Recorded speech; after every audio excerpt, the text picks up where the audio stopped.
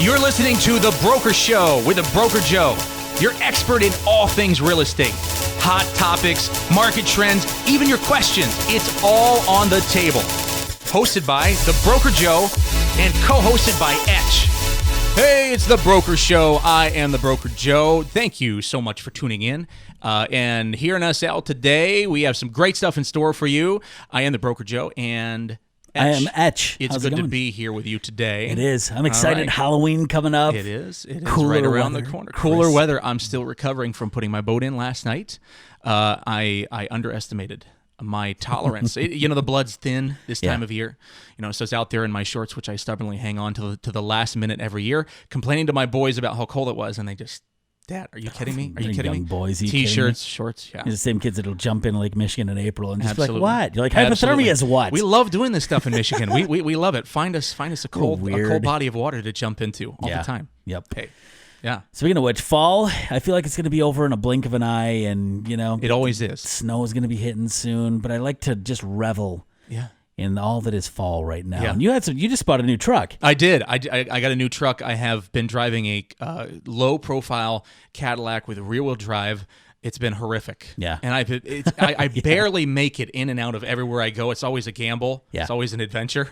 And so a little less adventure this year. Hopefully I have a truck, 4-wheel drive. I'm excited to conquer the year with that. Absolutely. Yeah, get into those hard to reach properties. Yeah, we have this big Halloween event coming up this year, and this weekend actually is coming up.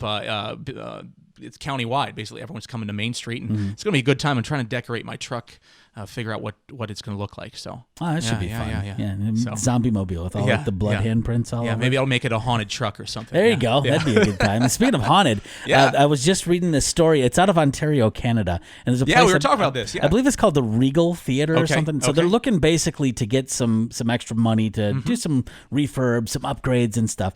And they're selling raffle tickets right now. And this is, I think, is a great way to raise some money because it just kind of piques everyone's interest and just kind of goes, this is fun. Yeah. You buy a $25 raffle ticket. It gives you the winner that they're going to draw on Halloween night. Yep.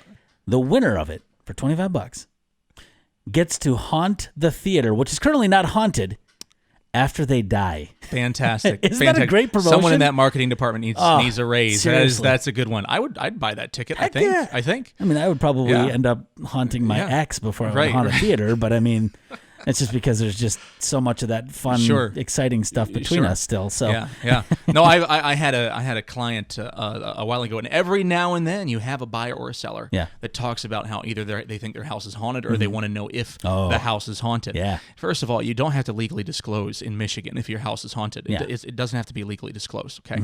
So I did sell a house. It's been a number of years, probably 7 or 8 years ago, but the buyer called me at 2 a.m. the morning after the closing. And she called me 3-4 times. I picked up and she said, "Our house is haunted. You sold me a haunted house. I can't live here." What? They walked away from the home. It was I was very sad, but she was pretty convinced that it was haunted, and she did not want to didn't want to stick around for it, man. So wait a minute, but she already bought it? She bought it. She bought the house. It was the night they closed. That night, she was alone. Her husband was on the road or something working, and she called me and said, "The house is haunted." You should have told me. Someone should have told me. Can you back out that no, after one day, though? That's what I said. So what did she do? She was just stuck with the house, right? No. They walked away from it. She was that convinced. So how do you walk away from that, though? Didn't make a payment. Gave it back to the bank. Wow. No kidding. Dude. For real. Yeah. Yeah. So how did she say that it was haunted? Like, what was some of her things? She heard things. She felt things. She heard something fall downstairs, I believe was the primary thing. And she went to look, and doors and all that stuff. Yeah. Weird. Yeah. It's called like old pipes. Yeah, right. You know what I mean? Like, hey, it was a young couple. Maybe it was a lot for them. To tackle. But I think at the end of the day, she didn't want to be home alone. Yeah. It was probably a big deal moving out of mom and dad's house or wherever she was, and out in your own place is a lot to consider. It's a lot to take seriously. Heard a lot of stories of people trying to get it like out of something due to buyer's remorse, but that one takes the cake seriously. Yeah. That's something. I hate it when that happens. I hate it when that happens. You try as an agent to prep buyers, to prep sellers for expectations, and sometimes there's things you don't see coming, such as ghosts. Yeah. Yeah. I don't know. I couldn't relax in a house like that, but that's what we're talking about today. We're talking about expectations. Yeah. Setting the right expectations. It's like, have you ever seen those Arby's commercials? So I love Arby's.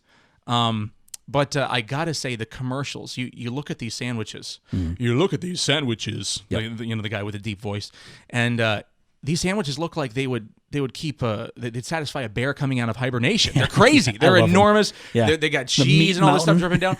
and then you get it. You get there and you get it and you unwrap it, and it's kind of flat and disappointing. Yeah. Right. Yeah. Right. And it's like that workout program that I keep trying. It's I try. You're going to look like this guy in 30 days, and you come out flat and disappointing. Yeah, isn't that the truth? They say you're going to be Thor, and you look like Jack Black. Yeah, no kidding, right? It's terrible. And speaking of which, we got a little graphic of that right now. Absolutely. So on your as you can see on your screen on your left, there's Chris Hemsworth as Thor, and then there's Jack Black working out and doing his thing as well. So, but we have our own little version of that because there's Joe with his expectations, and here's the reality, and here I am. Yeah, it's not that bad, Etch. You would never wear that, man. I've never seen you wear that. I don't know. Every now and then I get my fiance because I'll walk around with sweatpants and I pull them up up to my boobs. Oh, sure. And just kind of walk around the house. That's She's like, fantastic. just stop. Yeah, I'm like, yeah. Oh, well, you're not all attracted. Are you not into this? This is what you're gonna get, honey. That kind of thing. And she's just like, gosh, and she shudders a little bit. Just like something I would do. Absolutely. It's the same thing with buying a home, though. So we hear all this technology and the bird's eye cameras and the 3D tours and all this stuff that agents do to serve the seller to show a house, and the buyers show up and they feel disappointed. Yeah. They feel like the house isn't what it was portrayed to be. Or maybe you're trying to prep your home to sell, right? Mm-hmm. And you saw this DIY project online. You saw Joanna Gaines pull it off. You saw someone, right? And you're trying to do it, and it just doesn't look like it should. It can be very frustrating. And that is our lead-in. We are on Enjoy the Process Part 2, which is just learning how to enjoy the journey in buying or selling a home a little more. I'm going to dive in, tell a few stories here, Etch. But first, let's get into the meat of it. I just want to say this. Don't make it about perfection. Mm-hmm. There's a saying, for fast-acting relief, try slowing down. And I think what a lot of people do is they get so anxious. We talked about that last week. They get anxious, they get nervous, right? And it kind of clouds your judgment, clouds your vision. So setting expectations, slowing down, and trying to enjoy it, you're accomplishing a goal one step, one day at a time. And as you look at homes, you listen to the advice of others, you're going to draw a line in between what you're prepared to tackle and what you just are not willing to tackle. And that's a lot of times where you end up settling on the home that you purchase, or what you're willing to do as you're prepping your home for sale. You find the lines that you're willing to draw. You don't set unrealistic expectations for yourself. Got to count the cost. Be creative. Have fun with it. There's so much you can learn through the process of, especially prepping a home. I'm on my 10th home. I'm on my 10th one, and so every time we've got to sell it, right? And so we always get a little better at what we want to tackle, what we're going to spend, how we're going to prepare the home for the next buyer. Your home always looks the best right before you sell it. Yeah, it's kind of that rule of thumb. It happens all the time. Yeah, and so it's you're handing over something really special to someone else. You want them to feel special. You want them to walk in the home to speak to them. Yeah, so, Well, it's kind of like when you buy a new car and you're trading your old one in. You drive up, even though every one of the people who are like taking the trade in, they're like, don't worry about cleaning it out. Yet we all still do the same thing. I got to go and spend $200 to get this bad boy detailed because it might up the value of my trade in. Sure. At the same time, people aren't going to sit there and be like, oh, there's a spot on the rug right there that wasn't taken up. So no deal. Okay. No deal. All depends. Maybe. Well, no, there are deal breakers, and then there are things that are not deal breakers. Absolutely. Absolutely. So there is this, there's this YouTube channel that I like. Yeah. So if you're a home seller out there and you're trying to set a budget and you see all these great ideas, these things people are doing, you're like, how am I going to afford that? Who am I going to pay to do it? If you're feeling crafty, go to, it's called HomeDit. HomeDit. HOMDIT. Kind of a play on homed it. Right. Right? So it's like a noun. Homed it. I homed it. I couldn't figure it out, but it is really. They have some really clever things you can do with pallets and wood and very cheap kind of things you find laying around your home. So check out HomeDit. It's a great channel. A lot of new ideas popping up on there all the time. I've shared a few now and then. I've looked at a few and say, yeah, I'm not doing that. But it's all on what you want to do and what look you're going for. But if you're buying a home, so when you're trying to get in the mindset to buy a home, you're working with your agent, you're setting up searches, you're trying to figure out what your priorities need to be. And there's three main things, Etch. Mm-hmm. When you're buying a home, you have price, location, and condition. Those three things are what set the tone and really decide ultimately what you're going to buy, right? Mm-hmm. Those are three search parameters. Two of those, the price and the location, are search parameters that you can put into whatever app, whatever application you're using to search for your home, right? And so I think that focusing on those things, and in that order, I think price is number one, right? And then you got to get the right location. Yep. And then the condition isn't as a parent, right? You actually have to see the home and look through it. But if it'll really take a lot of the stress, a lot of the guesswork out, if you can be realistic about those things and get on the same page. If you have two people looking, there's this in the Remax app, which I try to get my clients to use as much as they can. Sure. There's this awesome feature.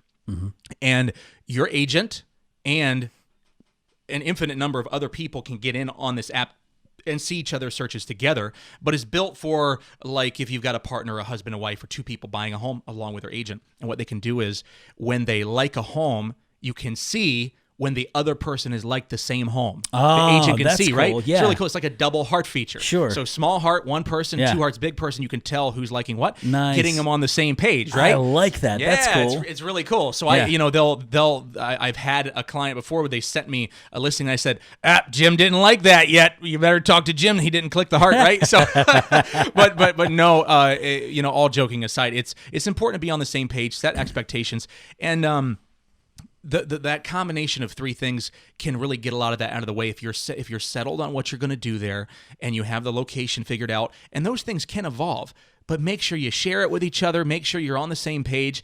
And sometimes there's people disappointed when they'll say to their agent, "Hey, you didn't send me this house."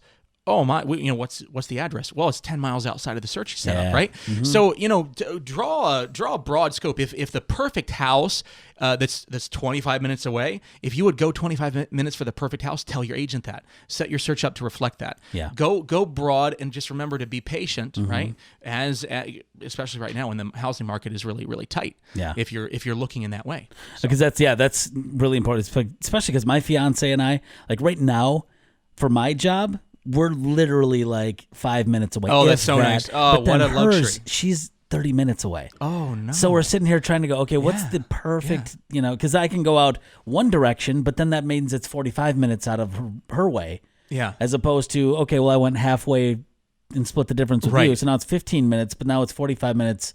So this doesn't make sense. So now we have to, so we kind of narrow it down. So location is a big one. It is especially if you're working on two different sides of the county. Or even in a different county.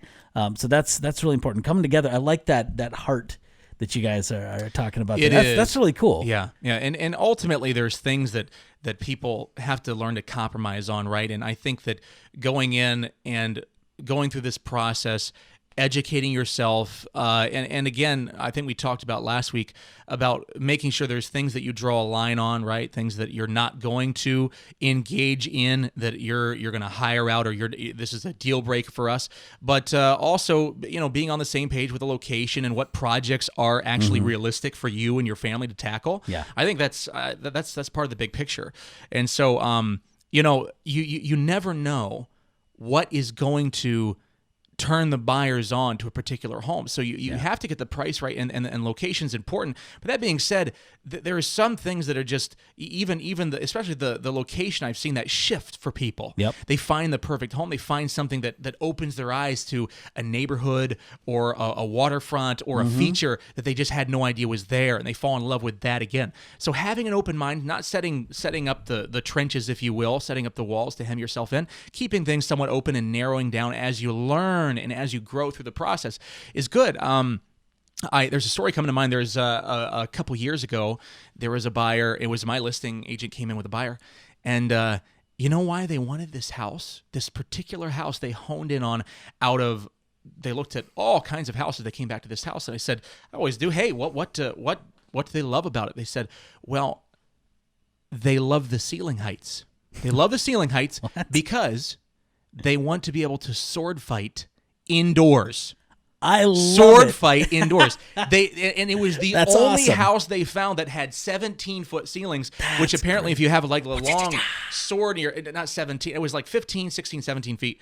And they have these long swords that they're jumping and dancing, and it was the only one that they could sword fight great. indoors, right? It was and they love the home. It's a beautiful home. Is it like fencers, or are they like, I don't we do this know. like swashbuckling? Like, I have parked across the street with binoculars, right? trying to see what's going on in there. yeah, And no, I don't know haven't, that you but, want to. yeah. That sounds like a little bit of a creepy type of It foreplay must to be me. some sort of swashbuckling deal, maybe pirates, who knows? But it is. They take it very seriously. Obviously, Sure. it was a big deal to them, and so you never know if Yeah. you have a unique home.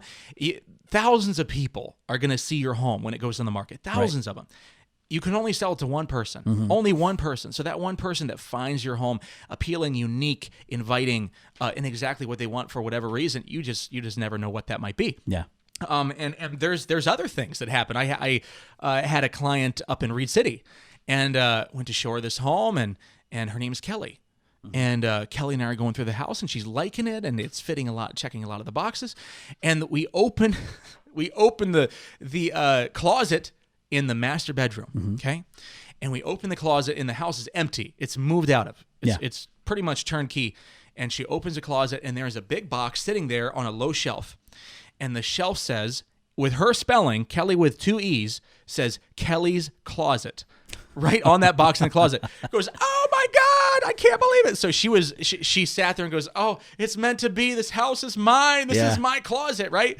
So I mean, don't make your decision based on what what is written on the cardboard box. Yeah. But it to her it did feel like a confirmation in what she was already feeling. Right. I had another client that there was a listing I had up in Leroy, waterfront, beautiful waterfront home, and these people call and they want to see this place, and so I go up there and meet them at the spoken time, and they show up, big hurry.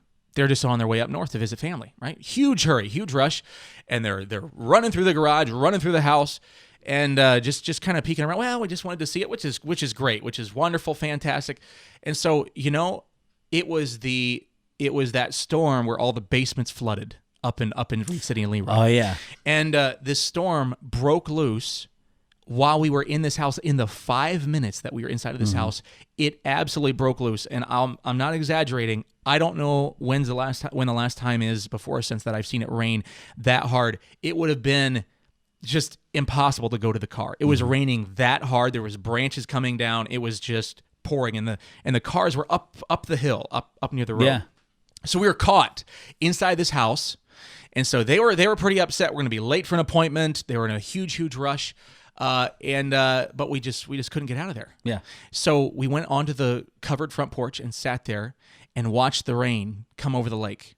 That's cool. And we were in there for half an hour. Yeah. And we were just quiet, just sitting there. A couple little comments, couple little jokes back and forth, waiting for the rain to subside. Right. And as it started to let up in a pocket, he looked at me and said, "We're buying this house."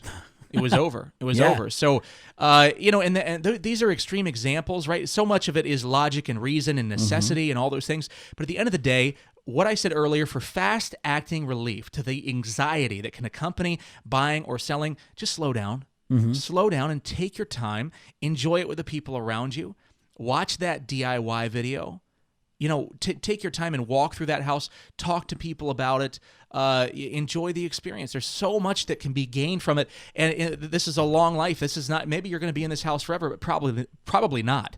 In the United States, in 2019, the average time people spent in their home was just over 5 years that they owned a home. Oh, wow. That is down from over 25 years just 25 years ago. Yeah. So 25, 30 years ago, 25 years was the average time people spent in their home. Now it's down to almost 5. Yeah. You're going to learn, you're going to grow, you're probably going to sell your home, you're probably going to move on to something bigger, better, different location, but things change so much. Enjoy it. Take it one day at a time. Yeah, we really still enjoy have this process. we still have my childhood home in the family. Like, we still own it. Do you really? Yeah, I lived there for 24 years. Yeah. And my dad still is holding on to it. Yeah. So it's like now he keeps everything in storage over there. He's like, that's my storage place. I call it his hoarding space. My parents just left the home they've been in for over 30 years. Yeah. Almost 32 years. Mm-hmm. Yeah. Yeah, you don't see that anymore. Yeah. Meanwhile, I'm on number 10 in 14 years. Yeah. I'm the one sinking the average, Etch. Honestly, it's me. I'm bringing that average down. Someone's got to do it. I mean, someone's got to do it. Absolutely. Can't have things being like normal, can we? Yeah. So after all the boxes are checked, the final decision comes from the heart. I mean, this is a huge thing. This home is something you're going to enjoy, you're going to grow, you're going to really value, you're going to make a lot of memories, and just be ready to write your story in that place. The last home, the second to last home, trying to keep them all straight. Second to last home I sold, we were there for 4 years. A lot of big things happened in our family, life changes, growth, good things, and I deal with homes all the time, right? So the emotions of it, I don't want to say jaded, but it becomes part of the routine. I watch it and try to empathize with it. But I cried when I left this home. Just stood in the backyard, walked up the hill, and just cried because of all the great things that happened there. And we did. We learned to settle down and take our time, really love the home, love the property, love each other in that place. And it was good. There's just something magical about a home where memories are. There is. And I think that's the reason why we still have our childhood home that's there. I mean, I grew up, since I was brought home from the hospital, that was my home. Yeah. And it's weird to drive by it now because, I mean, it's in Scottville. Yeah. So it's like right over by the library there. Sure. And when you drive by it, for me, I don't even look at it anymore because it's like that's not home. Right. There's memories there, but it's not home. Yep. I'll walk in there and the smells will come back. Yep. And then that's when the memories start coming back, And it's kind of funny because out in Pinconning, which is over in the Thumb, that's where my father, his grandmother lived. So he spent a lot of time when he was on the road for working for the railroad and that kind of thing, spending time with her. So every now and then he'll be like, let's take a drive over to Pinconning. Yeah. So we drive over there, and he's always just kind of driving up and stopping in front of that house. I'm like, Dad, come on, man. People are going to like call the cops on us or something. I'm like, let's just go and get over to the cheese factory, get some cheese, that kind of thing. But it was, I witnessed something that was really neat, for me at least. My dad was looking at the house, and this guy came out of the house, and I'm like, oh, here it is. Oh, this is bad news bears. Like something's going to happen. Sure. This guy's like, what are you staring at? Yeah. Who are you? That kind of thing. Bringing out things are different. People bring guns to places now. And the guy was really cool. He just came out and said, hey, just saw you checking things out. What's up everything out here? Okay? Yeah. And he's like, and then my dad explained why he was out in front of the house. And the guy explained that, he purchased this house from somebody else at some point in time. That's so cool. And then started talking about some of the add-ons that they've done. And then my dad was like, here's what's funny is that never used to be there. And it used to be like this and it used to be like that. And is the kitchen still like this? So they started talking. And I mean, we ended up sitting there for an hour and a half just shooting the wax, back and forth about what my dad's memories of the house were, what the area was like, what's changed, the gullies that they used to run around in when they were kids and everything. And seeing just a genuine smile come on my dad's face about reminiscing about all that stuff. There's something about a home that does that, It does. It's the memories that are kept there. And that's why it's so important, I think, to relax and enjoy this process like we're talking about here, because what else do you have? You rush through it, then just like everything else in life, you wake up one day, you're on your deathbed, and it's like, I didn't even stop to smell the roses. Yep, and it's a huge investment. It's a huge decision, huge investment, and there's a lot of things like we were discussing that go into it. But at the end of the day, you do want to find a way to love the place and to turn it over to someone else. Next week, Etch, we're going to be talking about investing. Ooh, which nice. I'm very excited. I love this topic. Cool. And having sold 10 homes myself and obviously helped many, many others, there's a art and science to it. I think the dream is that people want to get in and make sure they're protecting equity. Yeah. Because this is like a piggy bank, right? Yep. So, if you go out and buy a car, right, that car depreciates in value the moment you drive it off that lot. Yep. And every second and moment and mile you drive it thereafter. All the while you're paying interest on it, right? You're paying interest on a payment, and the value's going down. You're trying to pay it off. If you paid cash, then you're fortunate because you're not paying that interest as you have a depreciating asset that you're driving.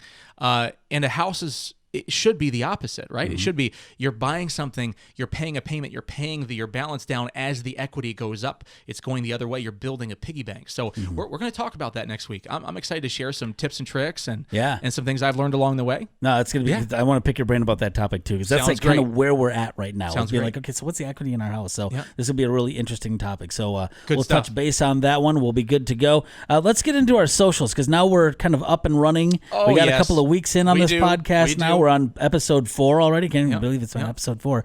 But some of our social media. So we're on Facebook. We're on Facebook at it is The Broker Joe. If you go follow Facebook, if you go over to Instagram, it is The Broker Joe. So at The Broker Joe on Instagram. Same on Twitter at The Broker Joe. And we are getting in the groove, keeping you updated on the topics that we've covered, on the topics that are upcoming. And I would love to hear from you. Comment, comment, share, all that great stuff. But really, what we're about is hearing back from you. Yeah. And eventually, we'll be going live with the show, Etch. Yeah. I'm so excited. That's gonna be great.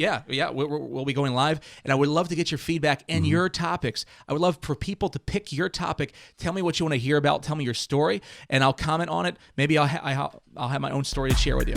There you go. I am very excited about it. Good it's stuff. Gonna be fun. So tune in next week. Great topic, equity and unlocking the piggy bank in your home sales. So I am Etch.